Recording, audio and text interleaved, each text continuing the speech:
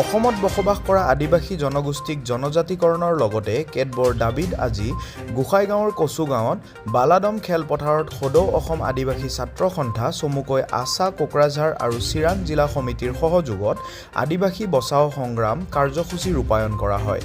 পুৱা 11 বজাৰ পৰা আৰম্ভ হোৱা আবেলি 5 বজালৈ আদিবাসী বচাও সংগ্ৰাম কাৰ্যসূচীত অংশগ্ৰহণকাৰীসকলে আছা জিন্দাবাদ, নো এছটি নো ৰেষ্ট, এছটি আমাৰ লিগেল ডিমাণ্ড, এছটি আমাক লাগিবই, মিছলীয়া চৰকাৰ হাই হাই, বিজেপি চৰকাৰ হুঁচিয়াৰ, বিজেপি চৰকাৰ গো বেক আদি শ্লোগান দি পৰিস্থিতি উত্তাল কৰি তোলে।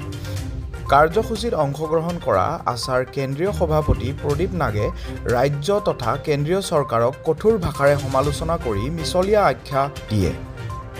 কাৰ্যসূচীৰ অন্তত আদিবাসীসকলৰ জনজাতিকৰণ, বনাঞ্চলত বসবাস কৰা আদিবাসীসকলক 2006 চনৰ ফৰেষ্ট ডুৱেল এক্ট মতে মাটিৰ পট্টা প্ৰদান কৰা, অসমত বসবাস কৰা আদিবাসী জনগোষ্ঠীক T tribe, x T tribe, tea garden, labour আদি সলনি কৰি চাওতাল, ওৰাং, মুণ্ডা, খাৰিয়া আদি নামত জাতিগত প্ৰমাণপত্ৰ প্ৰদান কৰাৰ দাবী জনায়।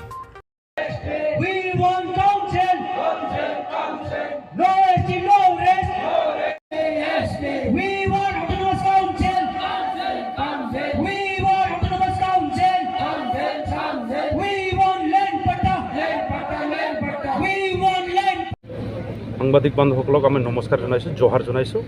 যিহেতু আজি সদৌ অসম আদিবাসী ছাত্ৰ সন্থা দীৰ্ঘদিন ধৰি আমি এছ টি খুজি আছোঁ, লগতে আমি কাষ্ট চাৰ্টিফিকেট ক্লিয়াৰেঞ্চ কৰিবৰ কাৰণে কৈ আছোঁ, লগতে লেণ্ড পাটা আৰু লাষ্টত আদিবাসী অট'নমাছ কাউন্সিলৰ আমাৰ দাবী আছে। সেইকেইটা হয় আমাৰ মূল দাবী। যিটো সেই মূল দাবীৰ ভিতৰত এটা দাবীকো কিন্তু এতিয়া বৰ্তমানৰ চৰকাৰ এটা দাবীকো লাৰা নাই বা মানে সেই কাগজক লাৰিয়ে চোৱা নাই বা সেই দাবীৰ ওপৰত কোনো দিন আলোচনা বহাই নাই। আজি 10 বছৰ খুলিব ধৰি আছে। আজি দুইটা চিফ মিনিষ্টাৰক পালোঁ, দুজন। প্ৰথমত পালোঁ আমি সৰ্বানন্দ সোণোৱাল, ছেকেণ্ডত পাইছোঁ আমি হেমন্ত বিশ্ব শৰ্মা ডাঙৰীয়া। গতিকে তেখেতসকলে ভালকৈ বুজি পায় আৰু মেমৰেণ্ডাম ক'বই নালাগে। ডিষ্ট্ৰিক্ট ৱাইজত, চেণ্ট্ৰেল ৱাইজত কিমান যে মেমৰেণ্ডাম দিলোঁ, তাৰপিছতো তেখেতসকলে মূল দাবীটো বুজি নাপায়। তাৰপিছত সিহঁতে কি ঢোল বজায়, আমি আদিবাসীৰ কাৰণে PMJ ঘৰ দিছোঁ। কি কংগ্ৰেছ চৰকাৰ দিয়া নাছিল নেকি? দিছিল, খালি নামটো সিফাল সিফাল কৰিছে। আগত কি আছে, ইন্দিৰা গান্ধী আৱাজ না কিবা এটা আছিলে, এতিয়া কি কৰি দিলে, PMJY কৰি দিলে, মাত্ৰ চেঞ্জ হে। আৰু এতিয়া কি কৰি দিছে, আগত চেণ্ট গ্ৰেভেল ৰাস্তা আছিল, এতিয়া কি কৰি দিলে, CC ব্লক ৰাস্তা। সেইটোক বিচাৰিছিলোঁ নেকি আমি? আমাৰ মানুহ যে জংঘলতো যাব পাৰে, নদী তলে এটা বাঁহতো পাৰ হ'ব পাৰে, সেই জাতিটো মূল দাবী কি জনাইছিল, আদিবাসীক এছটিকৰণ কৰিব লাগে। যিকেইটা আজি অসমত আজি এৰিয়া ৰেজিষ্ট্ৰেশ্যন কৰি পেলাই ডিচিডিউল কৰিছে, সেইটোক এছটিকৰণ আনিব লাগে, তাৰ কাৰণে আলোচনা কৰিব লাগে, কমিশ্যনাৰ বহিব লাগে, সেইটোৱে দাবী জনাইছিলোঁ। সেইটো কিন্তু আজিলৈকে নহ'ল। তাতকৈ দুখ লগা লাজ লোৱা কি কথা হ'ব পাৰে। ছেকেণ্ড পইণ্ট, মাটিৰ পাটা আজি যুগ যুগ ধৰি আদিবাসী বসবাস কৰিছে, কিন্তু আজিও তুজি হৈ আছে, চৰকাৰী হৈ আছে। সেইকেইটা মাটি ম্যাদী পাটা কোনে কৰাই দিব? চৰকাৰে কৰাই দিব লাগে।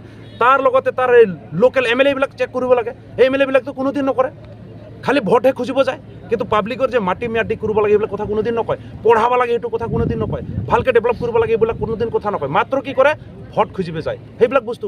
3 নম্বৰত হ'ল আমাৰ কাষ্ট চাৰ্টিফিকেট। একেবাৰে আজি আমাৰ জাতিটো কি হয় একদম স্পেচিফিক নহয়। এনেহে আমি মুখত কওঁ আমি ওৰাং, মুণ্ডা, চান্তাল, কাৰিয়া, কিন্তু কাগজৰ মতে আমাৰ জাতিটো এতিয়াও ক্লিয়াৰ নহয়। আজিও এই জাতিটো ক্লিয়াৰ কৰা চৰকাৰৰ কাম হয় না নহয়? লাজ লাগিব লাগে চৰকাৰক। আজি 75 বছৰ পাৰ হৈ গ'ল ভাৰত স্বাধীন হোৱা পৰা, তাৰপিছত ইমানটা জাতি আজি নিজৰ আইডেণ্টিটি ক্লিয়াৰ কৰা নাই।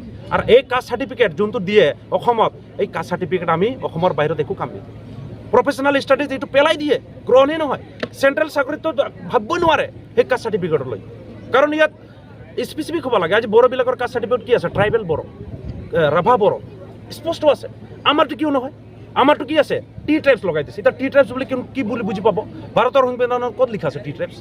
জাতিটো কেনেকুৱা কৰিলে কি বুজিব? সেইটো এটা বিজনেছেই হয়। টি চাহ কি হয়, এটা বিজনেছ হয়। কালি নাৰিকলৰ বিজনেছ হ'ব পাৰে, আলু বিজনেছ হ'ব পাৰে। অসমত ধান হয়, এতিয়া বড়োবিলাক বহুত জোৰ ধান খেতি কৰে, এতিয়া বড়ো কি আপুনি ধান জাতি ক'ব নেকি? এইটো ক'ব নোৱাৰে, এইটো অযুক্তি হয় নে নহয়? এইটোৰ কাৰণে মই ক'ব খোজোঁ, আমাৰ মানুহ আপোনালোকে কয়, চৰকাৰে কয় যে আনপঢ়। আমাৰ মানুহটো আনপঢ় আছে, ঠিকেই আছে। আপোনালোকে জানা বুঝা হৈ পেলাই IS, IPS, ACS থাকি পেলাই এইটো কি কৰি আছে? ফাটা ঢোলৰ কিবা চাউণ্ডটো ভাল থাকে নেকি? চাউণ্ড ওলাব, কিন্তু ভাল চাউণ্ড নোলায়। আমি ক'ব খোজোঁ সন্মানীয় হেমন্ত বিশ্ব শৰ্মা ডাঙৰীয়াক, আপকো বলনে চাহতে হ্যাঁ আজি হিন্দীত, যেহেতু আপুনি চেণ্ট্ৰেলত যাই পেলাই, চেণ্ট্ৰেলত আমাৰ হেমন্ত বিশ্ব শৰ্মা ডাঙৰীয়া recognise minister. He is one of the what you will say, one of the sound minister. आप इतना बड़ा मिनिस्टर हो करके, आप रिकॉग्नाइज मिनिस्टर हो करके सिंपल सा आदिवासी का कास्ट सर्टिफिकेट क्लियर कर नहीं सका, उससे दुख का बात क्या हो सकता है? उससे दुर्बल, उससे अनएक्टिव क्या बोल सकते हैं आप? हो तो या आप नेग्लिजेंसी कर रहे हैं, या तो आप आदिवासी को आप कभी भी नहीं चाहते। ये है स्पष्ट। और सेकंड पॉइंट में बोलना चाहता है, हेमंत बिश्व शर्मा डांगरिया को हम लोग कभी भी अलग से मेमोरेंडम नहीं दिया है। आदिवासी 1 नंबर में एसटी के लिए दिया है, लेकिन आज भी आप खोल के नहीं दिखाए। आप क्या बोलते हैं हेमंत बिश्व शर्मा ने, जो आदिवासी के लिए थोड़ा एसटी के लिए सोचना पड़ेगा, मोरान मोटा कहता है चलता है। ये क्या बात है? अब एक चीफ मिनिस्टर है, ऐसा सोच शोभा देता है क्या?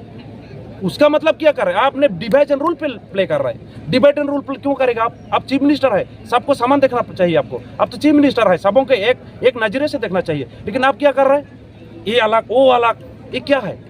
एसटी हम लोग हेमंत का पॉकेट से नहीं मांग रहा है, भारत का संविधान से मांग रहा है। वो भारत का संविधान हमको एसटी प्रदान कर सकता है कि नहीं सकता है, उसको स्पष्ट कीजिए। वो हम लोग का डिमांड है। भारत का संविधान अगर हम लोग को एसटी दे सकता है तो दीजिए भाई, और नहीं सकता है तो स्पष्ट कीजिए क्यों नहीं सकता है, कौन कारण से नहीं सकता है, कौन सा क्राइटेरिया में नहीं पड़ता है कि हम लोग एसटी नहीं मिलेंगे, वो हम लोग बताइए। इसलिए हम लोग सम्मानीय नरेंद्र मोदी जी को बोलना चाहते हैं। आपने बोला था कुकराझार में आकर के कि असम में बीजेपी सरकार आते ही असम में रहने वाला उरंग मुंडा संताल खड़िया को एसटी दिला देंगे, लेकिन आप नहीं दिया। आपका देने का इच्छा है कि नहीं, वो प्रकट कीजिए, क्योंकि आप इतना साल हो गया असम में आते रहता है बार बार सिर्फ वोट का कारण, लेकिन इधर जो पीड़ित आदमी है, जो अब इतना गरीबी से जी रहा है, आप तो सब दिन बोलता है हम लोग गरीबों का सरकार। कहाँ गरीबों का सरकार? आप तो मुकेश अंबानी का सरकार है, वो हम लोग को बोलना पड़ रहा है। अब जितना आदिवासी गरीब है ना असम में, सब बीपीएल है। इसके लिए तो कुछ आपका कोई सेपरेट एक बजट नहीं है, आपका उसका लिए कुछ एक पैकेज भी नहीं बनाया। जो सिंपल सा कास्ट सर्टिफिकेट वो क्लियर नहीं किया। एसटी तो है बड़ा मुद्दा, वो एसटी को भी एक टेबल में पड़ा रखा है, जो राज्यसभा में अभी भी पड़ा हुआ है, उसको क्यों ले नहीं सकता है? क्योंकि स्टेट में भी बीजेपी सरकार है, सेंट्रल में भी बीजेपी सरकार है, उसको लाने के लिए बीजेपी सरकार की क्यों दिक्कत हो रहा है? उसमें जरूर उन लोग का इंटरेस्ट नहीं है, या तो हम लोग का आदिवासी को लोग नेग्लिजेंसी करता है, सिर्फ वोट बैंक बनाने के चक्कर में है। तो इसलिए हम लोग बोलने चाहते हैं, इस बार अगर आदिवासी को एसटी नहीं मिला तो बीजेपी को असम से आदिवासी को एरिया से हम लोग जरूर उन लोग को इधर से खेदेंगे, वो एकदम स्पष्ट है।